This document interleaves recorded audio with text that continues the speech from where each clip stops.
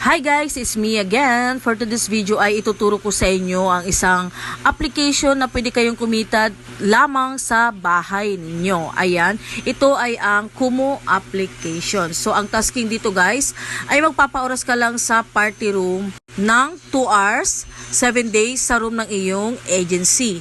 Ayan guys, after 7 days guys ay pwede na kayong mag solo live dito kay Kumu application. So ayan, kailangan dito ng agency para makatasking kayo.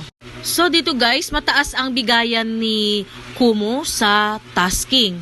And then sa withdrawal dito. So 50,000 points ay minimum nun ay 1,000 pesos na.